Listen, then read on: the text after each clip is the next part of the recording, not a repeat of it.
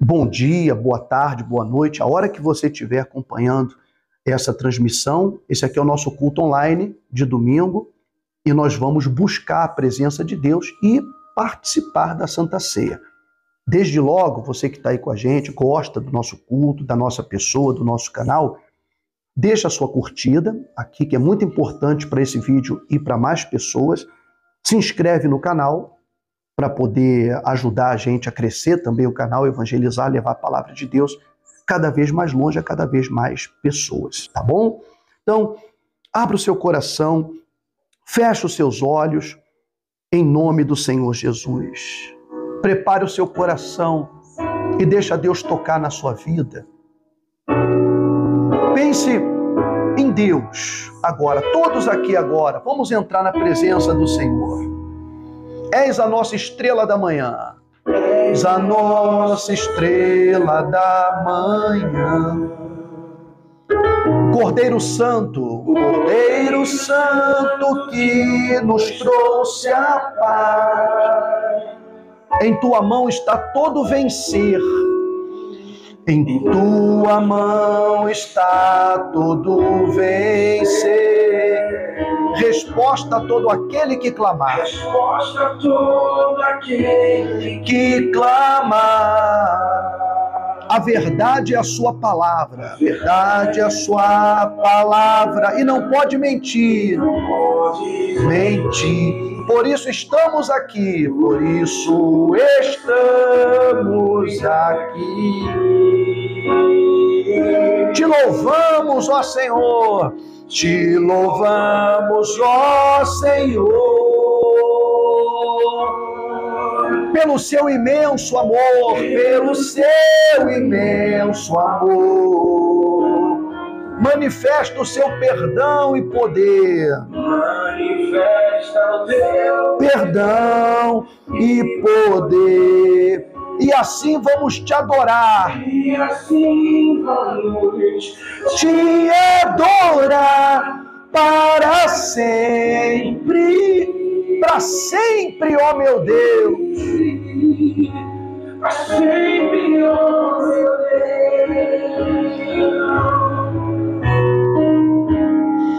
Te louvamos, ó Senhor. Receba o louvor, a adoração, meu Pai. Pelo teu Imenso amor, derrama a tua presença sobre nós. Manifesta o seu perdão e poder. E assim vamos te adorar. e assim vamos Te adorar para sempre. Para sempre. sempre, ó meu Deus. Nosso Deus e nosso Pai, Senhor, em nome de Jesus, nós unimos a nossa fé aqui no nosso culto no lar de domingo e entramos na tua presença, com todos os que estão aqui conosco, com todos aqueles que estão do outro lado, talvez em outra cidade, em outro estado, e que nos acompanham nesse culto, sedentos de uma palavra, sedentos de uma transformação para a sua vida, para a sua família, sedentos da salvação da sua alma. Para muitos, meu Deus, a vida tem sido dura, difícil. Muitas vezes recebemos mensagens de pessoas que dizem que estão a ponto de desistir de tudo. Muitas dizem: eu já desisti de tudo. E nós precisamos da tua força. Justamente para os momentos difíceis, para os momentos de lutas, de tribulações, nós precisamos da tua força. Então derrama sobre nós o teu poder agora, meu Pai. Oh, meu Deus, visita o aflito, o angustiado, aquela pessoa que está preocupada com um filho, com um neto, esta pessoa que tem um familiar internado na UTI, essa criatura, meu Deus, que a sua vida tem sido de lágrimas, tem sido de dor, de sofrimento, de lembranças difíceis de apagar, de traumas e marcas, feridas que ficam na alma e que ao longo do tempo impede esta pessoa de ser feliz. Eu oro por aqueles que estão desigrejados, aqueles que estão perdidos, que estão decepcionados, desiludidos. Essa pessoa, Senhor, que já foi muito machucada em uma igreja, em uma religião, em um ministério. Eu oro por esta pessoa, Senhor, que devido à sua dor, à sua necessidade, ela buscou uma igreja porque ela estava te procurando, ela queria te encontrar. E sem perceber, ela entrou numa seita. E por anos, ela foi controlada, dominada, abusada emocionalmente, espiritualmente. E hoje, meu Pai, ela sente aversão, ela tem ojeriza a igrejas, a pastores, mas porque ela nunca te conheceu. E talvez ela nunca tenha conhecido um verdadeiro servo enviado pelo Senhor. Mas ela te quer, ela quer te encontrar. Então visita essa pessoa, esse coração. Derruba esse trauma no seu coração, na sua alma. Transforma a vida dessa criatura, Senhor. E que hoje nós possamos renovar a nossa aliança contigo. Sim, meu Deus, que nós possamos hoje, através da Santa Ceia, renovar o nosso voto de amor, de fidelidade contigo, com o Senhor. Porque é isso que importa, a vida que nós temos contigo. Encha-nos da tua luz, dos teus pensamentos. E aqui, meu Pai, se houver alguém que está doente, alguém que está enfermo, que o teu poder venha se manifestar, tirando esta doença, removendo essa enfermidade, arrancando todo o sintoma do mal. Agora, pelo seu poder, eu ordeno a toda doença, a todo espírito maligno, a todas as maldições, em nome de Jesus, que saia dessas vidas e que haja luz, como o Senhor disse ao princípio da criação, haja luz, e a luz se formou. Então que haja luz na vida de todos aqui.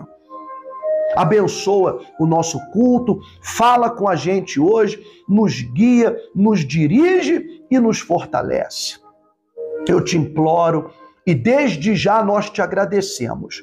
Em nome do Pai, do Filho e do Espírito Santo. E todos digam amém. Hoje nós vamos falar sobre a apostasia dos últimos tempos. Apostasia é afastamento. Então, o apóstata é aquele que se afasta. Não é o que se afasta da religião. Não é o que se afasta de uma tradição, de um ministério, mas é aquele que se afasta da fé. E a mensagem que a gente vai ler agora revela isso. Que muitas pessoas, apesar de não se afastarem de uma igreja, de um ministério, de um grupo, de uma agremiação religiosa, elas se afastam de Deus por algumas razões. Então a gente vai trazer essas razões agora para vocês terem esse entendimento. E daqui a pouco a gente vai participar da Santa Ceia, tá? Então a gente vai começar com 1 Timóteo, lá no Novo Testamento, né? 1 Timóteo, capítulo 4. 1 Timóteo, capítulo 4.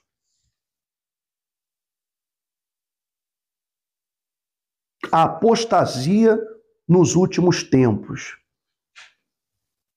Porque a gente pensa, eles estavam acostumados, o apóstolo Paulo e todos ali, que muitas pessoas se afastavam do grupo religioso, se afastavam da comunidade cristã por conta das perseguições, por conta das pressões que elas sofriam, pressões financeiras, porque em muitas cidades, as pessoas, quando descobriam que elas eram cristãs, elas eram mandadas embora. Ninguém queria empregar um cristão. Eles tinham discriminação com os cristãos.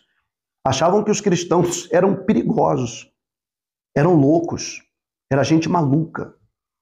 Então ninguém queria deixar um cristão cuidar do seu filho, um cristão cuidar da sua casa, ajudar a cuidar dos seus negócios. Então essa pressão financeira fazia que muitas pessoas abandonassem a comunidade, abandonassem a igreja, porque as pessoas não queriam passar fome. Por isso que quando a igreja se reunia, agora você vai entender que muitos vendiam as suas propriedades, vendiam bens, e entregavam aos pés dos apóstolos, e aquele valor era dividido entre as pessoas da comunidade para que ninguém passasse fome, porque as pessoas não conseguiam mais trabalho quando descobriam que eram cristãs. Então se dividia para a comunidade, para o povo ter o que comer. E assim a comunidade, a igreja se sustentava, a igreja se mantinha e as pessoas continuavam firmes na fé. Com pouco, mas contentes na presença de Deus. Só que aí o apóstolo Paulo falou, mas nos últimos dias vai ser diferente. Nos últimos dias as pessoas vão continuar nas comunidades, vão continuar nas igrejas, mas elas vão se afastar da fé. Vamos ler aqui para entender isso aqui. Vamos lá. Ora, o Espírito em letra maiúscula, se refere ao Espírito Santo, quer dizer, uma revelação de Deus, afirma expressamente que, nos últimos tempos, alguns apostatarão da fé, quer dizer, se afastarão da fé, por obedecerem a espíritos enganadores e a ensinos de demônios. Então, onde que essas pessoas atendiam esses espíritos enganadores? O que é um espírito enganador? É o fingido. É aquele que finge. Então, o homem, ele finge que é um pastor. Ele finge que é um cristão. Ele finge que é um homem de Deus. E a pessoa, ela não sabe se ele é um homem de Deus ou se ele é apenas um pastor, um pregador, um repetidor da Bíblia, que lê a Bíblia e explica, muitas vezes, do jeito dele. E aí ele está dizendo que muitos enganadores vão surgir. Só que não é novidade. O Senhor Jesus, lá no livro de Mateus 24, ele já dizia, porque virão muitos em meu nome e enganarão. Se levantarão muitos em meu nome e enganarão a muitos, quer dizer, os enganadores, vindo em nome de Jesus. Porque o enganador, ele não vai vir em nome do diabo. Ninguém vai subir o altar de uma igreja e vai dizer, olha, eu vim aqui em nome de Satanás pregar para vocês. Não! Eles vão dizer, eu vim em nome de Jesus. Por quê? Falou o nome de Jesus, todo mundo se submete. O homem diz: Deus mandou eu dizer isso para você. Quem é que vai discutir? Quem é que vai questionar? Até uma besteira, até uma estupidez que esse homem disser, quem é que vai questionar se ele já começou o discurso dizendo que foi Deus que mandou ele falar? Aquela estupidez. E a pessoa, ela vai se submetendo. Porque antes da pessoa conhecer a Deus, olha só como é que acontece. Antes da pessoa conhecer a Deus, ela conhece o seu pastor. Ela conhece o pregador do evangelho, antes de conhecer a Deus. E muitas pessoas, dependendo do pregador evangélico, do ministério, da igreja que ela decidiu frequentar, ela nunca vai conhecer a Deus. Ela nunca vai conhecer Jesus. Porque em muitos lugares o Jesus, o Deus, o Cristo é o líder do ministério, o líder religioso. A pessoa que não pode ser questionada. A pessoa que os seus erros são justificáveis. As suas atrocidades são justificáveis. Então o apóstolo Paulo está dizendo, olha, muitos vão se afastar da fé por seguir espíritos enganadores e doutrinas de demônios. E essas doutrinas de demônios, elas estão sendo introduzidas nas igrejas. Hoje, o que está acontecendo? A palavra, a pregação da palavra, ela está sendo extraída, tirada dos altares. Talvez você diga, não, mas o pastor ele lê a Bíblia. O pastor ele lê a Bíblia. Mas não significa que ele pregue a palavra de Deus. Porque muitas vezes um pregador, ele tem uma ideia fixa na sua cabeça de algo que ele quer transmitir para as pessoas, uma coisa que ele acredita e ele quer transmitir aquilo. Então o que ele faz? Ele procura na Bíblia um versículo solto, fora de contexto, mas que ele possa usar aquele versículo para confirmar a doutrina que ele está criando. E as pessoas, como ele diz, eu sou de Deus porque Deus me escolheu, porque Deus me chamou, porque Deus mandou eu falar, as pessoas elas simplesmente vão acreditar que aquilo é daquele jeito. E a pregação, ela começa a ser uma pregação mais voltada para autoajuda, aquela pregação sempre triunfalista. Mas não é uma pregação que confronta o ouvinte. Como a palavra de Jesus. As palavras de Jesus, elas sempre foram confrontadoras. Quando ele falava, incomodava muita gente. Porque ele não falava contra pessoas, ele falava contra o pecado. Ele trazia às pessoas o conhecimento do pecado. Para quê? Para culpá-las? Para acusá-las? Não. Ele trazia o conhecimento do pecado para que as pessoas tivessem a oportunidade de se arrepender, de se consertar, de se corrigir.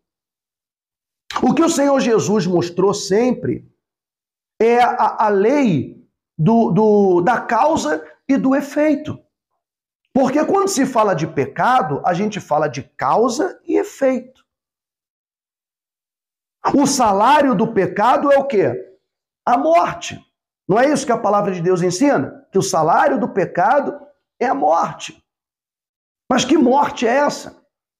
A morte espiritual. Porque se uma pessoa ela está acostumada com um certo tipo de pecado, ela está habituada àquilo, então aquilo se tornou normal para ela, se tornou comum. Muitos já se acostumaram,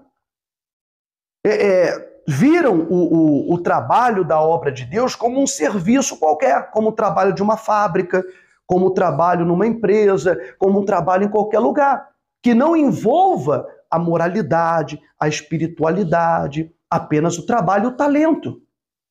Então vamos dizer a verdade, muitos pastores são muito carismáticos, são muito talentosos, eles sabem usar bem a palavra, eles sabem persuadir bem,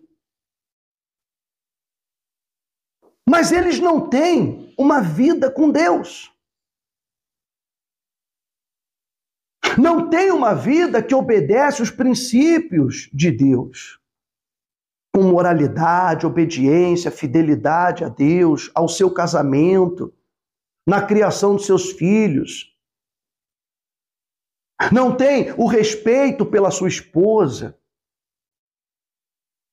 Muitas vezes engana, trai, maltrata, bate na esposa.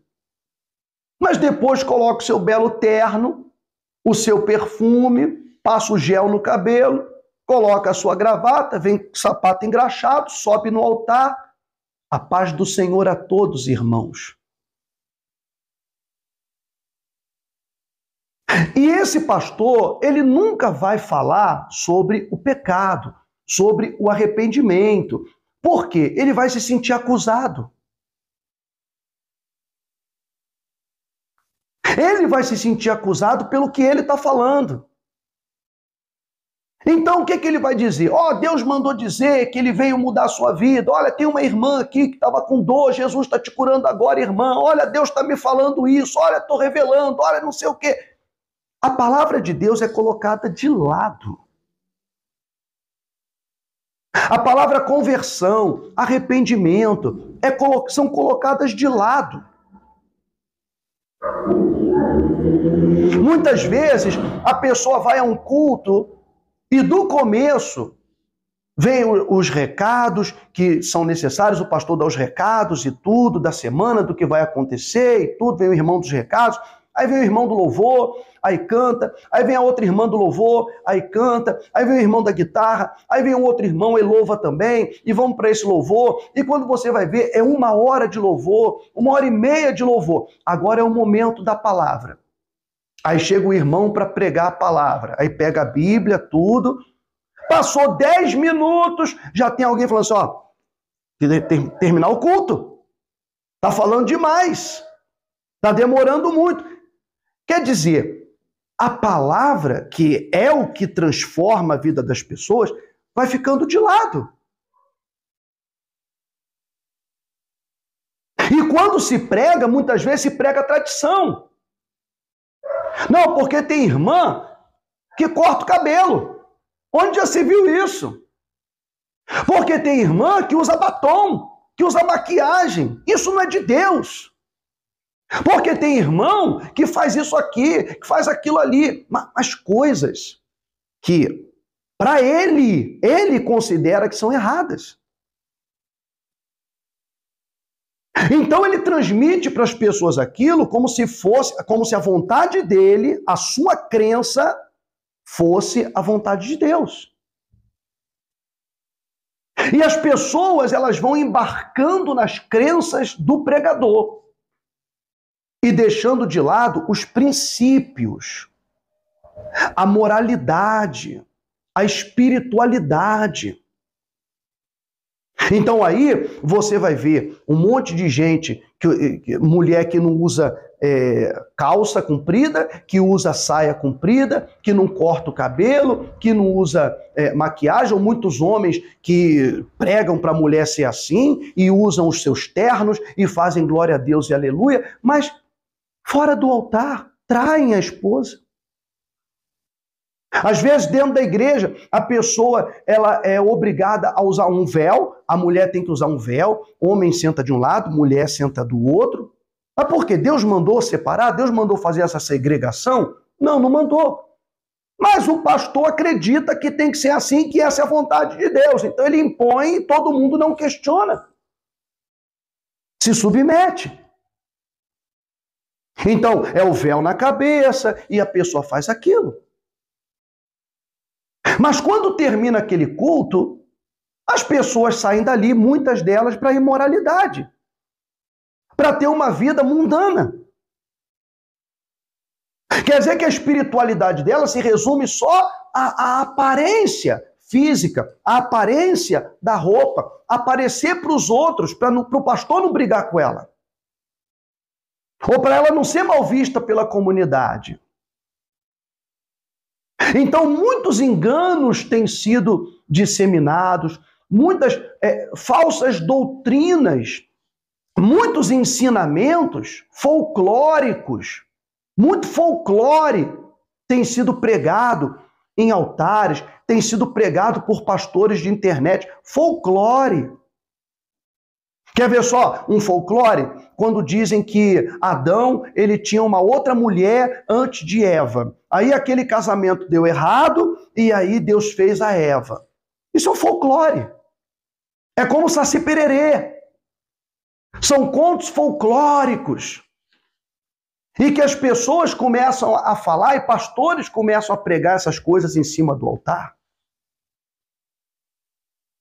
Muitos pastores começam a dizer que a serpente seduziu Eva e que essa sedução foi uma sedução sexual. Quer dizer que Eva teve um negócio com a serpente. Já ouvi pastores falando que desculpa o que eu vou dizer para você aqui, que é uma coisa forte, mas foi pregado e divulgado na internet um pastor dizendo que quando Jesus falava com a samaritana e dizendo da água viva que ela tinha que beber, que Jesus estava falando do sêmen dele. Um pastor famoso pregando uma idiotice dessa. E as pessoas dentro da igreja dele aplaudindo. Então, quando o apóstolo Paulo falou, olha, as pessoas vão obedecer, vão ouvir doutrinas de demônios. E elas vão acabar se afastando da fé. Qual é a consequência disso? A pessoa continua dentro da igreja, continua cantando hinos, continua louvando. É a mesma coisa, igreja evangélica LGBT. Não existe igreja LGBT. Quer dizer, existe, mas não é de Jesus. É LGBT. Porque o que é a igreja? É uma comunidade. Comunidade. Então, junta a comunidade que diz que é LGBT e quer continuar sendo LGBT, não quer se converter, não quer ter um encontro com Deus, não quer dar oportunidade para Deus transformá-lo. Então a pessoa cria a sua própria igreja com as suas doutrinas deturpadas da Bíblia e pregam aquilo para que todo mundo fique ali conformado com a sua situação, aceitando daquele jeito, não, porque Deus é amor, porque Deus é amor, porque Deus é amor. E, na verdade, não estão pregando o amor de Deus, mas um amor carnal. E não o amor divino, mas um amor fraterno, um amor humano, um amor carnal, um amor emocional. E criando essas doutrinas, muitos pastores de outras igrejas, eles avalizam, eles falam, não, mas é legítimo, porque tem que ter uma igreja para esse grupo, não sei o quê. Mas não é de Jesus. Não é de Jesus. É igreja para aquele grupo. Como cada um pode criar a sua própria igreja, a sua própria comunidade, e não necessariamente é de Jesus. Não necessariamente é de Deus. Se existe até a igreja luciferiana, que é a igreja que divulga a vontade de Satanás, a vontade de Lúcifer. É uma igreja. Mas é de Jesus? Não, não é de Jesus. É de Lúcifer. Então, muitas pessoas, elas vão se envolvendo e dizendo, não, mas é igreja, mas tem aquela característica de igreja. Não, não. A gente tem que encontrar Jesus onde nós estamos. Se nós olhamos para um pastor, para um pregador, e nós não conseguimos identificar Jesus na vida daquela pessoa, então o que me garante que o que ele está falando são realmente as palavras de Jesus, o Espírito, ele está transmitindo o Espírito de Jesus? Porque alguém pode pegar de você uma conversa, gravar uma conversa sua, em que você fala várias coisas, e essa pessoa pode pegar um pedaço da tua conversa, fora de contexto, e divulgar na internet, ou divulgar para os outros, falar assim, olha só o que ele falou, olha só o que ele disse aqui. Mas não mostra a conversa inteira, o que você estava falando. Não, ela pega uma coisa, tira do contexto e transforma você numa pessoa má, numa pessoa ruim. E é assim que muitos estão fazendo com as palavras de Jesus. Tirando as palavras de Jesus de contexto e levando para as pessoas doutrinas de demônios. Proibindo coisas, controlando com quem a pessoa pode se casar. Não, você não pode casar com fulana não, porque fulana é para você. Ah, você não pode casar com Beltrano, porque Beltrano... Não, isso não é de Deus, esse casamento não é de Deus. Quem é ele para saber se é de Deus ou não é de Deus? Qual é o trabalho do pastor? É orientar, o pastor é um orientador. Então, ele dá a palavra, ele ensina a pessoa como um pai, ensina seus filhos, para quando eles crescerem, eles mesmos tomarem as suas decisões e fazerem as suas escolhas, confiando no que eles aprenderam. O pai, a mãe, eles não podem passar a vida controlando as escolhas do filho ou da filha. E Deus tampouco faz isso. Então, o pastor é o orientador, ele aconselha, ele orienta, ele ensina, mas a pessoa é que vai fazer as suas escolhas em cima do que ela aprendeu. Ponto. Mas então, quando diz, não, você não pode casar com fulana, não. Não, você não pode casar com fulano, não. Não, porque fulano não é de Deus para você. Ué, não, porque Deus me falou em sonho, porque eu tive um sonho, porque Deus me falou numa visão. E a pessoa vai acreditando e vai seguindo aquelas proibições. Quando vem, por exemplo, tal comida é proibido. Essa comida não pode comer porque está na Bíblia, porque o porco é imundo, porque é animal imundo, está na Bíblia que é animal imundo e não sei o quê. Vem cá, tem algum animal que é limpo? Todo animal é sujo, todo animal é imundo. Só que quando falou-se lá para o povo de Israel, lá no meio do deserto, dizendo que não comessem o porco, era mais por uma questão sanitária, porque eram animais selvagens, não eram criados. Então matava aquele animal. Você sabe que o porco tem que ser bem cozido, não pode comer carne de porco crua, tem que ter muito cuidado com a carne de porco, porque dá doença, dá enfermidade mesmo. Você imagina aquelas pessoas sem nenhuma higiene, andando no deserto, não tinha banheiro, moravam em tendas, faziam suas necessidades em qualquer canto, enterravam. Já podiam pegar doença como cólera, devia ter um monte de epidemia no meio deles.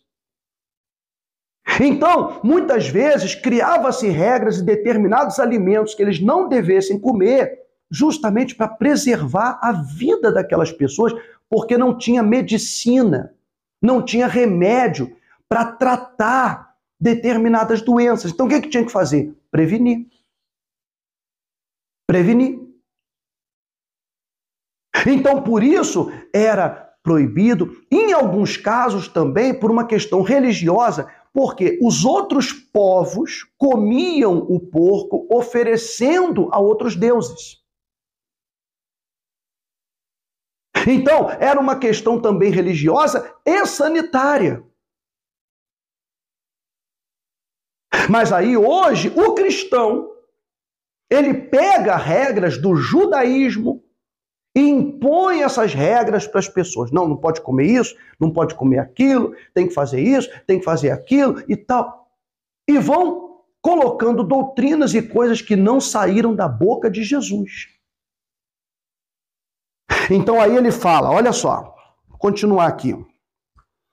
Aí ele diz assim, ó, pela hipocrisia, versículo 2, dos que falam mentiras e que têm cauterizada a própria consciência. Cauterizada. O que é cauterizar? Cauterizar é queimado. Queimado. A pessoa tem uma ferida. Se cauterizar, queimar aquela ferida, aquele pedaço da pele que foi cauterizado vai ficar insensível. A pessoa não vai mais ter sensibilidade ao toque naquela queimadura que foi cauterizada. A cauterização da mente é a pessoa que já perdeu a sensibilidade espiritual. De tanto errar, de tanto pecar, de tanto andar no caminho errado, a pessoa não escuta mais Deus. Ela só escuta a si própria. Então, quando ela leva a mensagem, ela está levando o que ela pensa, não mais o que Deus mandou. Ela tem a mente cauterizada. Aí ele vai explicando aqui, ó, que proíbem o casamento, exigem abstinência de alimentos que Deus criou para serem recebidos com ações de graças pelos fiéis, por quantos conhecem plenamente a verdade, quer dizer, todo tipo de alimento. Pois tudo que Deus criou é bom, e recebido com ações de graças, nada é recusável. Porque pela palavra de Deus e pela oração é santificado. Amém? Você vê aqui, ó. Então, a apostasia, ela já está acontecendo. Mas a apostasia começou logo no início da igreja. Não é uma coisa nova. Lá atrás já tinha começado. Porque tu vê, ó, no livro de Gálatas, capítulo 1, fala isso. A inconstância dos Gálatas. Quer dizer, a igreja da Galácia estava se desviando por causa de falsas doutrinas. Então aí você vê, ó, versículo 6, o apóstolo Paulo falou para eles assim: admira-me que estejais passando tão depressa daquele que vos chamou na graça de Cristo para outro evangelho. Quer dizer, já estava tendo uma apostasia ali, já tinha alguém trazendo um novo evangelho, trazendo um outro evangelho, diferente de Jesus, ou deturpando as palavras de Jesus, para outro evangelho, o qual não é outro, senão que há alguns que vos perturbam e querem perverter o evangelho de Cristo.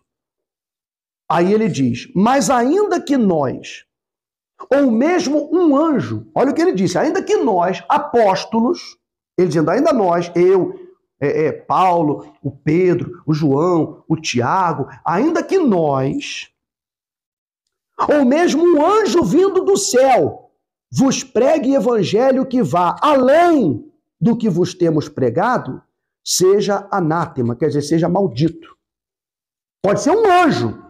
Não, eu trouxe uma novidade de Deus. Olha, eu trouxe o novo de Deus. Olha, Deus trouxe uma revelação. O apóstolo Paulo está dizendo, ele é maldito.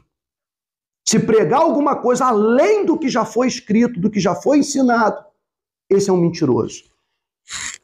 Assim como já dissemos e agora repito, se alguém vos prega evangelho que vá além daquele que recebeste, seja anátema, quer dizer, seja maldito.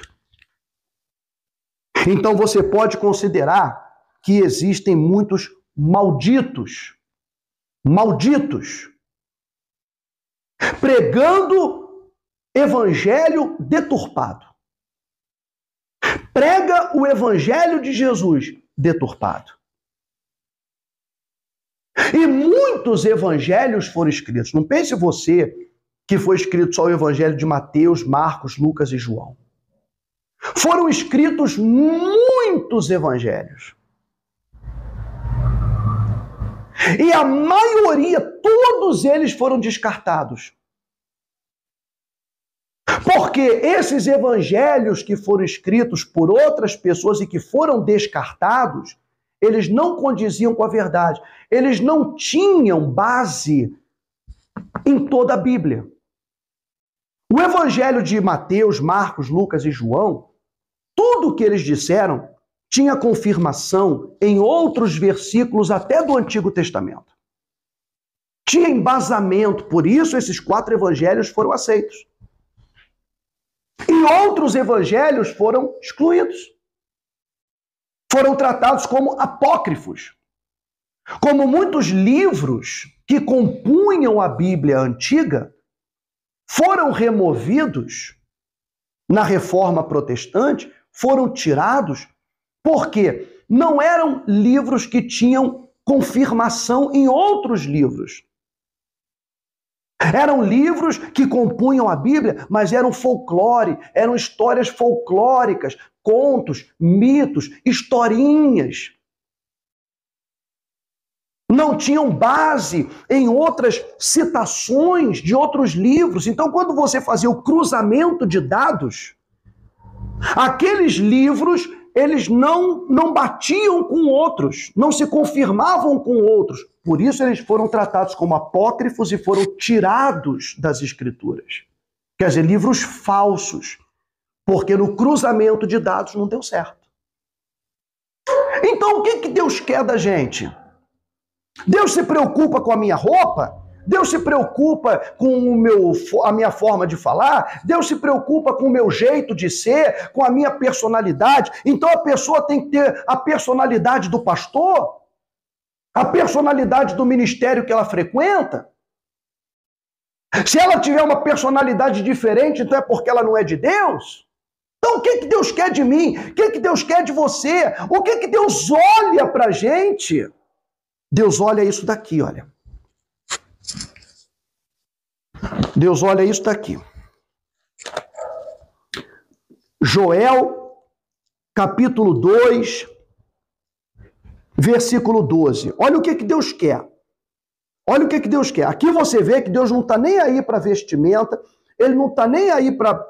Às vezes a pessoa tem uma personalidade mais alegre, tem aquela que é mais turrona, tem a pessoa que é mais séria, tem a pessoa que é mais sorridente, cada um é como é. Tem o brincalhão, a pessoa é brincalhona. Quando ela era espírita, ela era brincalhona, porque ela é assim, faz parte da personalidade dela. Aí a pessoa se converte ao evangelho, fala assim, ó, você não pode ser muito brincalhão não, porque Deus não gosta de brincadeira. Quer dizer, então já está mexendo na personalidade daquela pessoa. Ela já não vai conseguir mais ser ela mesma? Não vai mais conseguir ser feliz? Não. Deus quer que você seja quem você é. Ele não quer que você mude a sua personalidade, que você se torne uma pessoa oprimida e infeliz. Muito pelo contrário. Ele quer que você seja quem você é, a sua personalidade, do jeito que você é. Abandonando o pecado. Abandonando o pecado. Então, olha o que ele quer. Ainda assim, agora mesmo, diz o Senhor, convertei-vos a mim de todo o vosso coração. Se voltem para mim, se convertam. É isso que ele quer. Convertei-vos a mim de todo o vosso coração. E isso com jejuns, com choro e com pranto. Quer dizer, reconhecendo de verdade o seu erro, o seu pecado, a sua falha, as suas falhas, pedindo perdão a Deus com lágrimas, realmente arrependido. Senhor, eu estou muito triste por ter feito isso, por ter agido desse jeito, por ter desobedecido o Senhor, por ter sido infiel. Me perdoa, implorando perdão de coração. Aí ele fala, olha só que bacana, rasgai o vosso coração, e não as vossas vestes. E convertei-vos ao Senhor vosso Deus, porque ele é misericordioso e compassivo e tardio em irar-se, e grande em benignidade, e se arrepende do mal. Olha só o Deus que a gente segue. Ele fala, rasgai o vosso coração, e não as vossas roupas. Então ele já está deixando claro, eu não estou nem aí.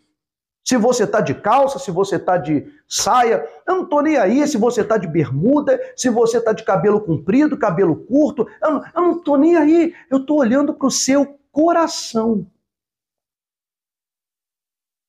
Eu estou olhando para quem você é, para a sua fé. Então, o que a pessoa tem que se preocupar? Com a espiritualidade dela, com a moralidade, com ser uma pessoa de princípios, uma pessoa justa, uma pessoa de bons valores, de bons princípios. É isso que a pessoa tem que se preocupar. Em ser uma pessoa de fé que tem um único Deus, um único Senhor, não tem 2 deuses, 3 deuses, 4 deuses, não, tem um só Deus, um só Senhor. Um só Senhor. Ela serve ao seu Deus.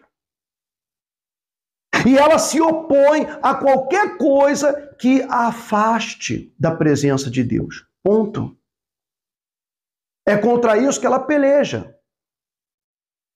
Então, se vem alguém fazer uma proposta para ela, indecente, imoral, injusta, desonesta, ainda que seja vantajosa, ela vai recusar. Ela vai recusar. Por uma questão de valores, por uma questão de princípios. Ela fala, olha, eu tenho menos, mas o que eu tenho é honesto, o que eu tenho é justo, o que eu tenho é limpo. Está entendendo? É isso que está faltando nos crentes de hoje. Que acham que os fins justificam os meios. Então, qual é a finalidade? Não, a finalidade é ganhar alma. A finalidade é encher a igreja. Não importa o que a gente vai fazer, o importante é a igreja ficar cheia. Então, peraí, então ele vai mentir? Então ele vai falar mentira na televisão, no rádio, vai inventar mentira para as pessoas, só para as pessoas virem para a sua igreja? Ele vai se esquecer que mentira tem perna curta. Mentira não se sustenta. Mentira tem perna curta. Então vai inventar mentira? Não, mas porque está escrito que Jesus quer que a casa dele seja cheia. Sim, mas com a verdade. Cheia daqueles que buscam a verdade, não é daqueles que buscam mentira. Mas aqueles que buscam a verdade. Ponto final. O que Jesus olha para você, para mim, é o nosso coração. Então procure ser sempre uma pessoa boa. Uma pessoa espiritual. Seja uma pessoa que tenha senso crítico. Sempre tenha senso crítico. Quando você ouvir uma mensagem, uma pregação, tenha senso crítico. Não pense que é errado questionar. Não pense que é errado perguntar.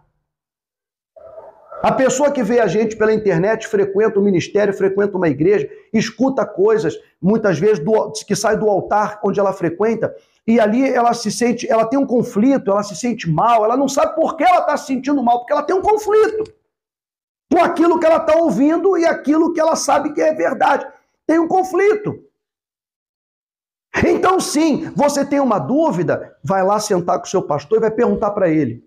Pastor, isso aqui que você falou, é assim mesmo? Mas na Bíblia está escrito isso aqui, tal. Se o pastor ficar bravo, isso já é um sinal de que ele estava te enganando. E você tem que pular fora disso daí. Porque o pastor ele não vai ficar bravo se você questionar. Ele vai ter prazer em pegar as escrituras e mostrar para você. Porque se ele sabe que está falando a verdade, ele vai fazer igual um professor faz com o aluno. O professor não vai ficar com raiva se o aluno veio tirar uma dúvida. Não, o professor ele vai ficar feliz em tirar a dúvida do aluno. Mas se o pastor fica bravo porque ele é questionado, então é porque nem ele sabe o que está falando. Então ele fica com raiva, ele briga com a pessoa, ele fala, sai daqui, sua incrédula, perturbada. Eu já vi muitas vezes isso acontecendo, a fulano é incrédulo, fulano é perturbado, não crê na palavra de Deus, questiona tudo, pergunta tudo. Mas a essência é essa. Não é acreditar em qualquer coisa. Mas quando você tem um conflito, não entende algo, vai e pergunta. Vai e pergunta. Ande em busca da verdade. O cristão verdadeiro, ele vive e anda em busca da verdade. Ele sempre vai buscar a verdade. E você também, busque a verdade. Custe o que custar, busque a verdade. De repente, isso pode custar você sair do ministério onde você conheceu a Deus e ir para outro. Pode acontecer. Pode acontecer. Isso não é errado. Isso não é pecado. Isso só significa uma coisa, que você está em busca da verdade. Agora, se você sai de um ministério, sai de uma igreja, porque o pastor falou uma coisa verdadeira que você não quis aceitar, que ele confrontou uma coisa errada que você está fazendo e por orgulho você ficou com raiva e decidiu sair da igreja, o errado é você. O errado é você. Ah, não, saí da igreja porque tinha muita hipocrisia, tinha muita fofoca. Então você vai ter que sair do mundo, querido. Você vai ter que morrer. Porque o mundo é assim. É muita fofoca. Você vai sair do seu bairro. Ah, eu vou mudar de país. Você vai chegar naquele país, você vai encontrar a mesma coisa. Então não adianta. Isso não é uma forma, um motivo legítimo para uma pessoa sair de um ministério, sair de uma igreja.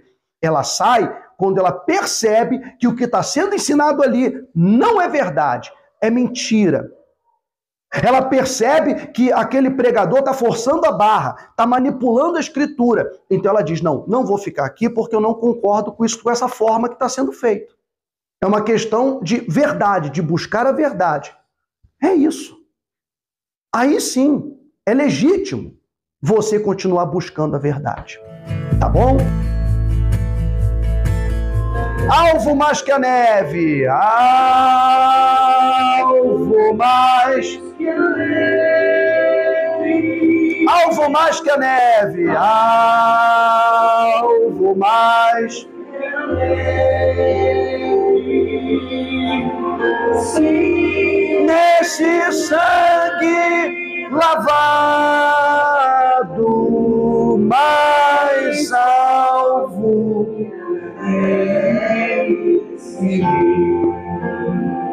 Levante a Santa Ceia agora.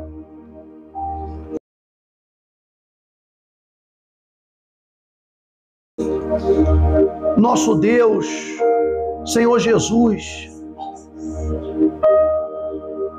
esse é o momento da comunhão.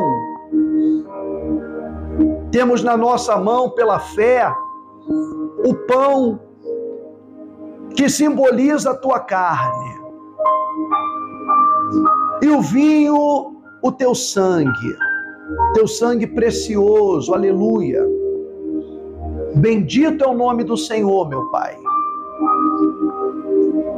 Nós agradecemos a Ti pela oportunidade de estarmos aqui, trazendo a Tua palavra, a tua vontade, a Tua mensagem. Agradecemos, meu Deus, por essa chance que o Senhor nos dá. Meu Deus, nós renovamos a nossa aliança contigo. Eu peço por essa pessoa, mais uma vez, que está desigrejada, desiludida com as igrejas, com os pastores, com os ministérios. Eu oro por ela, Pai. E eu peço que o Senhor lhe dê clareza, compreensão, para que ela entenda o teu verdadeiro propósito. Porque o segredo para te conhecer não é se afastar da verdade, mas se aprofundar. Descobrir a mentira, os mentirosos, se afastar deles e se aproximar cada vez mais da verdade. E não desistir de buscar. Mostra isso, Pai. Fala muito mais no coração dessa pessoa do que eu falei. Mostra para ela que o Senhor não está preocupado com coisas terrenas, com ordens terrenas, com regras terrenas, regras ministeriais, regras criadas por pastores, ministérios, regras comportamentais, mas que o Senhor olha para o nosso coração, mostra para essa pessoa que o Senhor está buscando isso, uma conversão verdadeira, uma entrega real. E que através dessa ceia haja uma renovação de aliança. E que aqueles que estavam se afastando da verdade se aproximem de novo da luz. Traga saúde para todos os enfermos, ânimo, força para aqueles que estão caídos. Em nome de Jesus, abençoe esse pão. Com seus olhos fechados e com todo respeito, coma agora o corpo de Jesus. Coma o pão.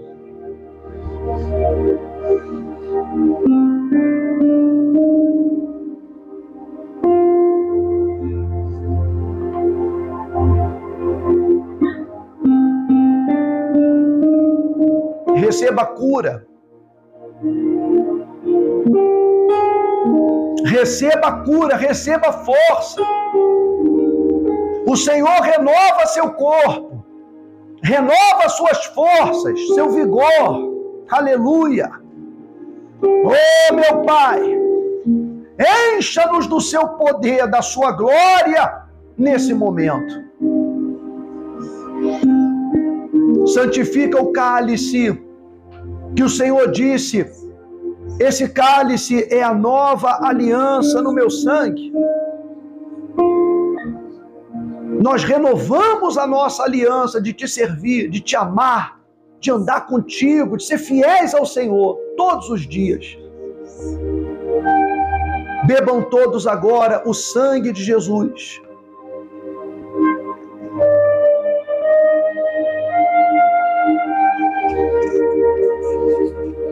Aleluia.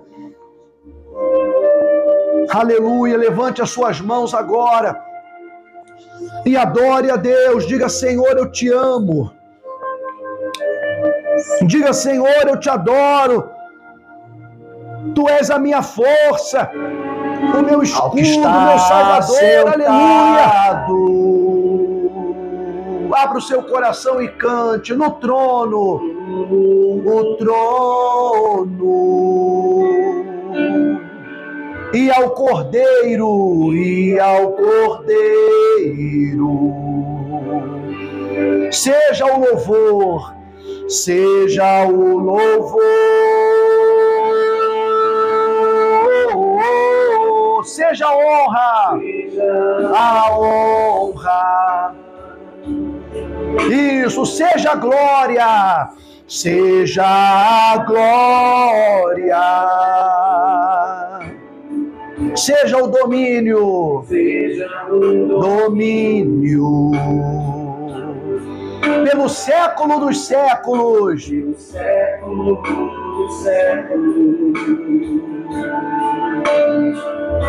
Poderoso Deus, poderoso Deus. Derrame seu coração e cante. Oh, meu Pai, receba a nossa adoração, poderoso.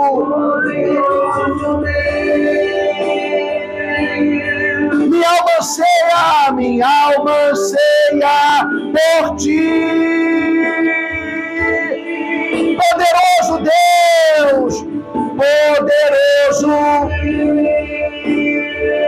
Aleluia, aleluia, aleluia. Poderoso Deus, poderoso.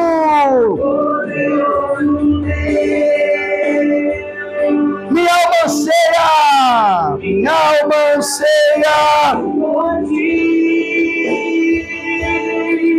Oh, nosso Pai, nós agradecemos por esse momento. Na Tua presença, agradecemos pela Tua graça em nós, pela Tua luz. E por cada pessoa que está nos acompanhando nesse momento, aqui, presencialmente e pela internet. Que todos sejam renovados, transformados no Senhor. Em o nome de Jesus, amém, graças a Deus, amém. Pode sentar, você que está aqui. Bom, você que está acompanhando a gente aí da internet, eu tenho certeza que Deus ele já abençoou a sua vida. Quero convidar você a se tornar um anjo patrocinador dessa obra e nos dar sempre condições de levar a palavra de Deus com total independência. Como nós, da Igreja Real, não estamos ligados a nenhuma grande corporação, a nenhum grande ministério, nós temos independência para levar a palavra de Deus do jeito que ela é, da forma como ela é, como ela tem que ser pregada. Então, você que acredita no nosso trabalho, você que acredita na nossa sinceridade, você que acredita naquilo que Deus nos entregou, ajude essa obra. Eu vou deixar aqui no rodapé a chave Pix, a agência, a conta do Banco Bradesco, onde você pode exercitar a sua fé, o seu amor, a sua gratidão, hoje mesmo, ou amanhã, ou durante a semana, ou durante esse mês de julho, se tornar um dizimista dessa obra, ou como eu tenho falado, fazer como muitas pessoas estão fazendo. Pessoas que até frequentam uma igreja, mas também nos acompanham de algum tempo, de vários estados e cidades, e que dividem o dízimo delas. Tem gente que está fazendo dízimo na igreja física que ela frequenta e na igreja virtual que também frequenta, quando vem aqui aos nossos vídeos. Então, torne-se um dizimista, você vai ter o pastor da igreja física orando por você, o bispo e a pastora da igreja virtual orando por você também e abençoando muito a sua vida, tá? Então, que Deus abençoe todo mundo, forte abraço, beijo no coração de todo mundo, tá? Beijão para vocês, até a próxima. Fique com Deus, fique na fé.